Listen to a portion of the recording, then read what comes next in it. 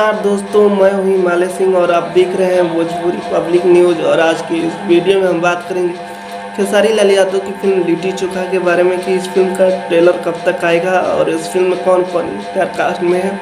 इस फिल्म में star cast में है दबंग स्टार खेसारी लाल यादव, काजल राघवानी की जोड़ी देखने को मिलेगी और एक नई हीरोइन।